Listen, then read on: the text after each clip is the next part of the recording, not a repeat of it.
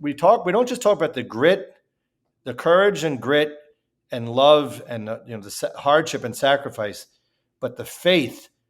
Early Americans were not atheists, and the signers of the Declaration, they put their hands in the fate of divine providence, or their fate, I should say, their fates in the hands of divine providence. Pardon me.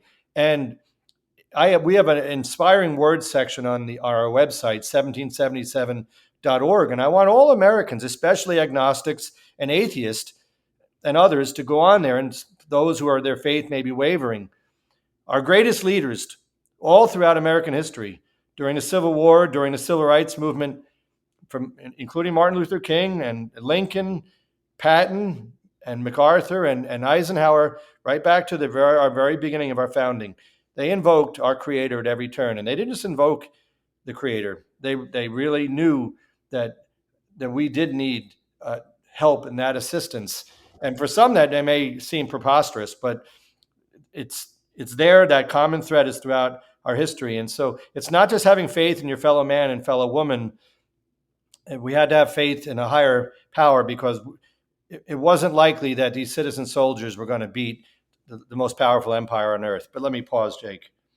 Yeah, 100%. That's a fantastic point, and one that I wholeheartedly agree with. In those desperate times of struggle, in those darkest hours, you have to have something higher to believe in. If those men don't have something higher to believe in, it's all too easy to completely give up hope and say, well, what's the point? It's not worth it. But having that higher power to believe in gives you that guiding hand and that sense of hope that it is all going to work out.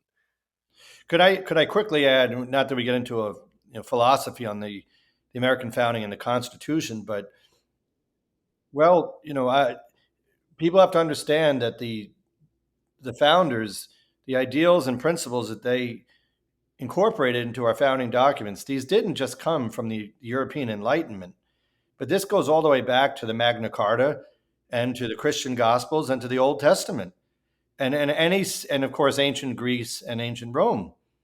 So the entirety or the totality of Western civilization, all of the best learnings have been incorporated.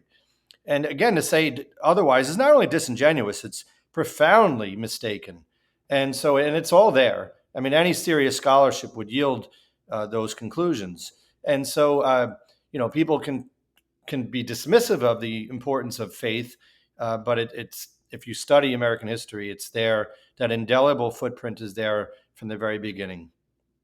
I think that's a mistake. Looking at, I mean, Western civilization, especially America, whether people want to admit it or not, was built on Christian Judaic values. And I think the true erosion of a society comes when institutions like church and family are eroded. And I think we do see a little bit of that today. And I think that's especially why it's so important to look back on our history and stuff like this, to see our shared history and how we were built and created.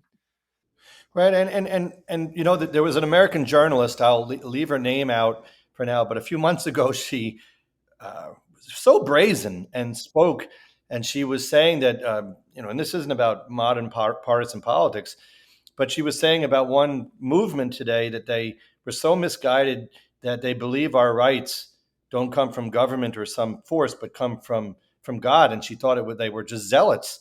She really embarrassed herself profoundly, because it was sad, because she's otherwise obviously a very intelligent, accomplished journalist, but to show that obviously in her journalism and communications classes she didn't get a proper foundation in philosophy and political philosophy, clearly, because no, it was an asinine, profoundly wrong statement. And we know, all of our founders know, that our rights are not derived from government.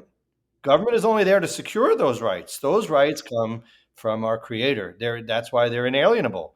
So it was shocking.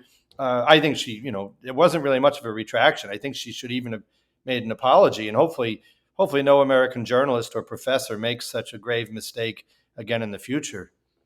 Yeah, exactly. The purpose of government is to protect those rights. They don't create them because then it's too easily abused.